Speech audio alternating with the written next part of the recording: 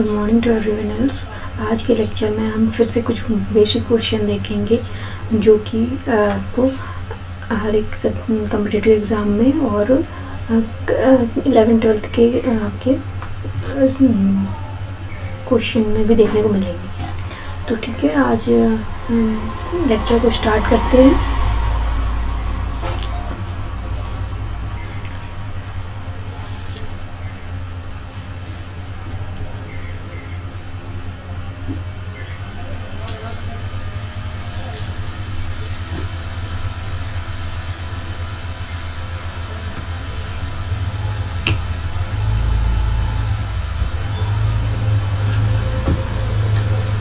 तो आज का लेक्चर जो है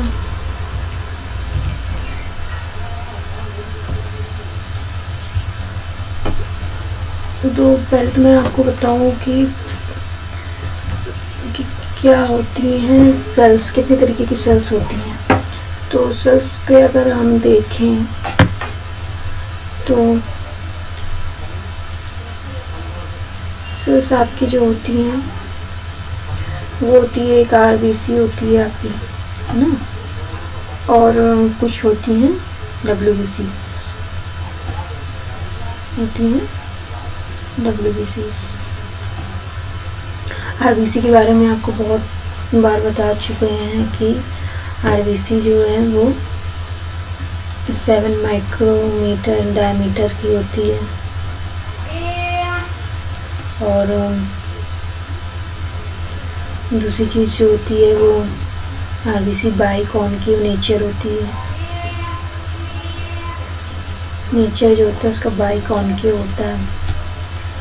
और जो तीसरी चीज़ है वो है कि आरबीसी जो है आपकी वो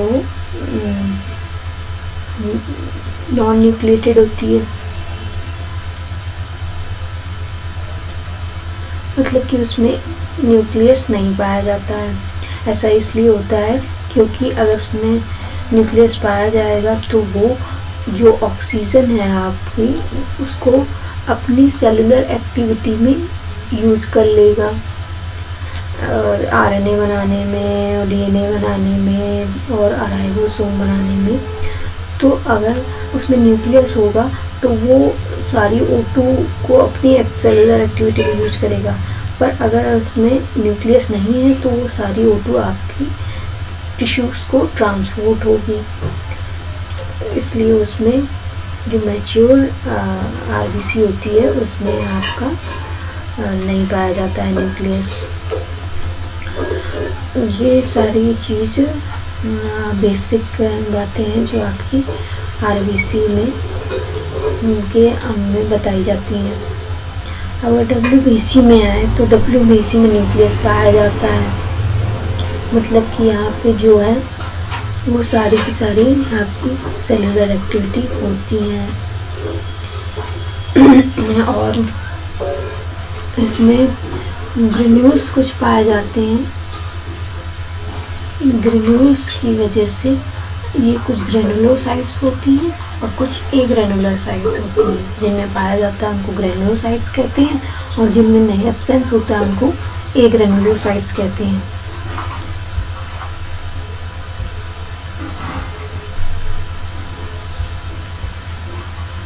अब आते हैं हम इनके स्ट्रक्चर में।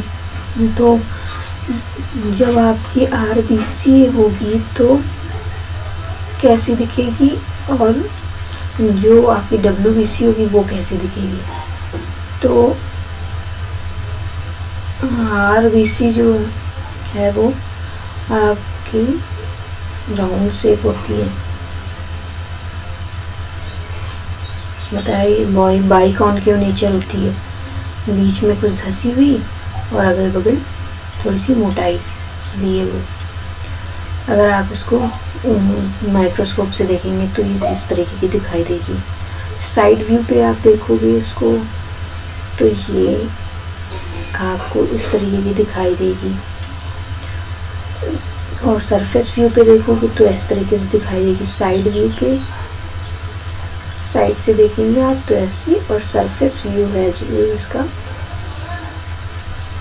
तो वो इस तरीके से दिखाई देगी। अब इसमें न्यूक्लियस होता नहीं है, बताया ही है। अब अगर WBC में देखें तो WBC में एक कैसी WBC आपको दिखाई देती है।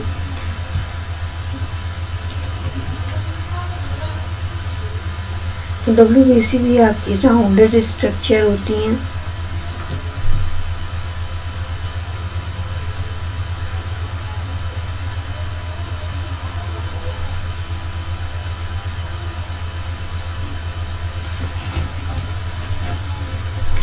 और उनमें न्यूक्लियस पाया जाता है, जो कि मैंने बताया है। और प्लेटलेट्स भी कैसी होती हैं ये भी आपको पता होना चाहिए कि प्लेटलेट्स में क्या स्ट्रक्चर रहता है प्लेटलेट्स का। तो प्लेटलेट्स जो होती है वो हल्की सी पर्पल शेड्स लिए रहती है और छोटे छोटे टुकड़ों के रूप में दिखाई देती है।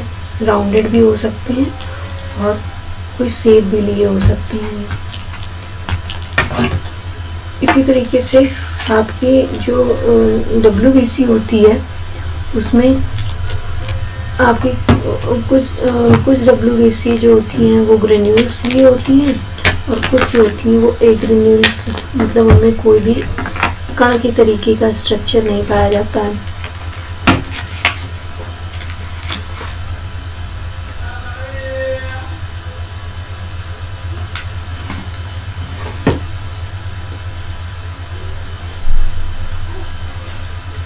ये आपकी WBC है। अब इसमें ये जो ये पार्ट है उसको साइटोप्लाज्म बोलते हैं, क्योंकि इसमें अगर इसमें न्यूक्लियस पाया जाएगा तो इसमें साइटोप्लाज्म और न्यूक्लियस अलग अलग बटा होगा। अब अगर ए ग्रेन्युलोसाइट है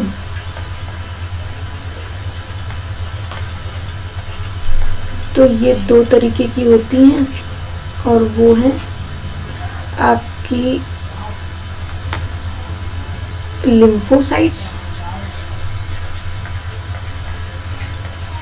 और दूसरी होती हैं मोनोसाइट्स। जो लिम्फोसाइट्स होती हैं वो स्मॉल और लार्ज दो तरीके की होती है, लार्ज और स्मॉल, बट मोनोसाइट एक ही तरीके की पाई जाती है। अब WBC के बारे में एक और बात है कि इसमें पूछा जाता है, ये क्वेश्चन बनता है आपका, इसी क्वेश्चन में बनता है, कॉम्पिटिटिव बेस में भी आता है। इसका जो क्वेश्चन है वो ये बनता है कि which of the following sales do not exhibit phagocytic activity. जैसा कि हम जानते हैं कि WBC जो है हमारी फैगोसिटिक नेचर होता है ज़्यादातर इसका, मतलब कि ये भक्षण करने के लिए, कोई भी अगर आपका शरीर बॉडी में कोई भी आपका वायरस बैक्टीरिया इन्वेट करता है, मतलब आ जाता है, तो उसको नष्ट करने का और उससे सुरक्षा करने का जो काम है वो WBC का होता है। पर इसमें एक क्वेश्चन पूछा गया है कि एक WBC आप ऐसी बताइए जिसमें जो कि फैगोसिटिक नेचर नहीं होता है, तो उसका जो आंसर है वो बनता है आपका बेसोफिल। बेसोफिल जो आपकी है वो जो होती है फैगोसिटिक नेचर नहीं होता है। और the least common of granulocytes, और ये ग्रैनुलोसाइट्स में आती है, मतलब इसमें ग्रैन्यूल्स आपको पाए जाएंगे, ग्रैन्यूल्स देखने को मिलेंगे। और ये जो होल ब्लड है आपका, वाइट ब्लड सेल्स जितनी भी पाई जाती हैं आपके होल ब्लड में, उसमें डब्ल्यू मतलब बेसोफिल्स का जो भी कंपोजिशन होता है वो केवल 0.01% से 0.3% होता है। ये कोई महत्वपूर्ण बात नहीं है, जानिए तो भी सही, नहीं जानिए तो भी, मतलब बहुत कम क्वांटिटी है ये बताने के लिए। और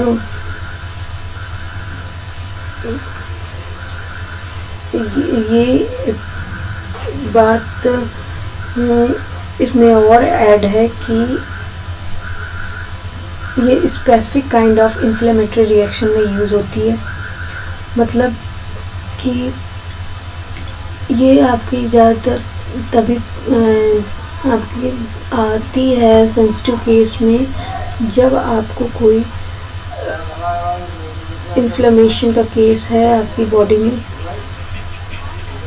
और अगर ये अपने परसेंटेज से अधिक मिलती है तो आपको ज़्यादातर कैंसर होने के काज ही होते हैं, क्योंकि बेसोफिल आपको तभी आप उसके परसेंटेज से अधिक मिलेगी जब आपके शरीर में इन्फ्लेमेशन रिएक्शन हो रही है और ये कैंसर की ओर आपका होने का संकेत होता है।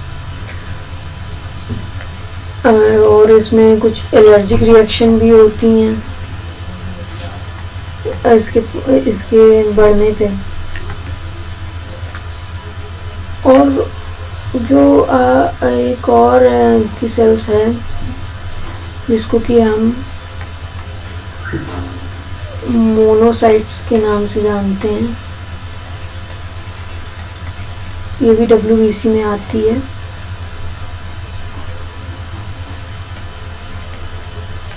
तो मोनोसाइट्स का वर्क क्या होता है, तो इसका वर्क ये होता है कि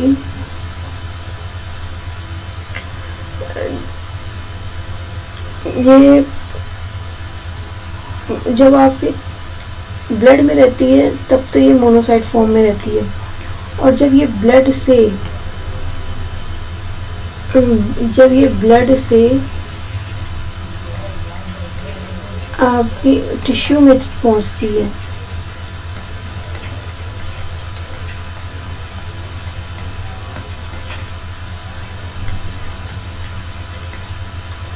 तो यही मोनोसाइट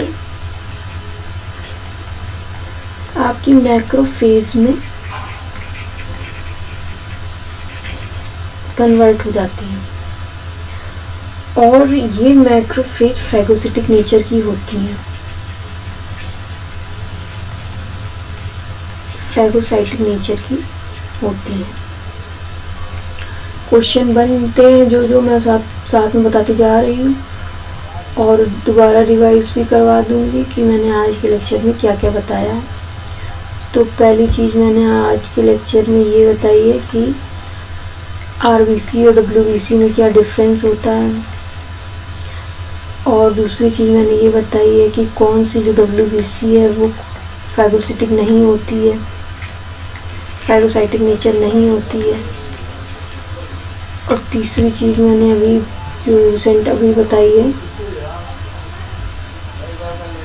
वो बताई है मैंने कि जो आपकी WBC है मोनोसाइट वो टिश्यू में जाके ब्लड में माइग्रेट करती रहती है मोनोसाइट फॉर्म में, और टिश्यू में जाके वो आपकी मैक्रोफेज में कन्वर्ट हो जाती है।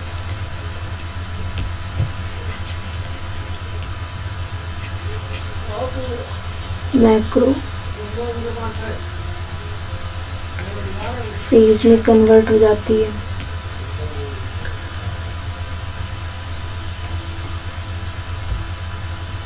मेन डिफरेंस इसका ये है कि इसमें न्यूक्लियस नहीं पाया जाता है और इसमें न्यूक्लियस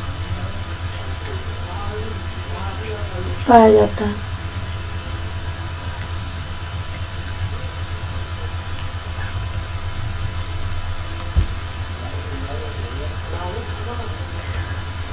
अब जो फैगोसिटिक नेचर की जो सेल्स होती हैं वो कहाँ कहाँ पाई जाती हैं, तो लीवर सेल्स में आपकी कुफर सेल्स पाई जाती हैं, कुफर सेल्स पाई जाती हैं, ये फैगोसिटिक नेचर होती है। और इसी तरीके से न्यूट्रोफिल्स जो होती हैं वो बैक्टीरिया को टारगेट करती हैं,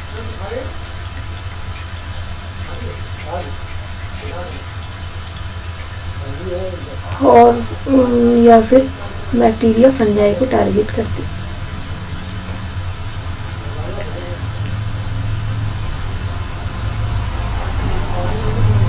तो ये सब WBC के वर्किंग के बारे में बताती जा रही हूँ,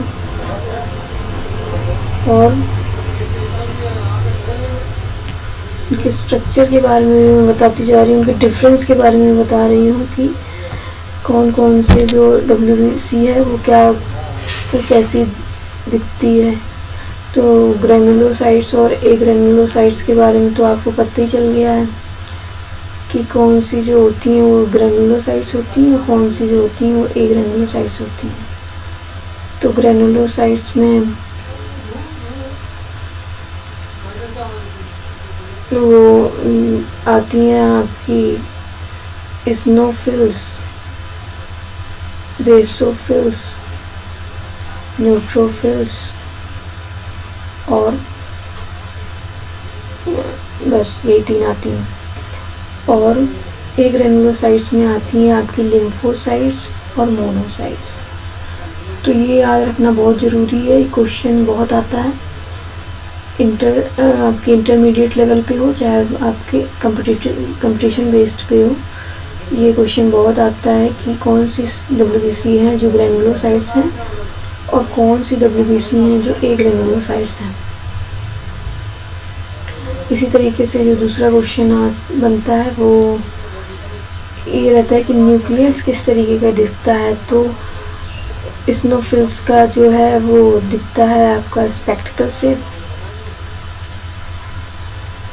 मतलब चश्मे के आकार का, चश्मा जैसा। और जो आपका बेसोफिल्स का है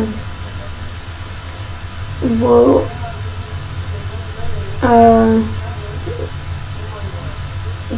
इस तरीके से बना होता है। और इसी तरीके से न्यूट्रोफिल्स का जो है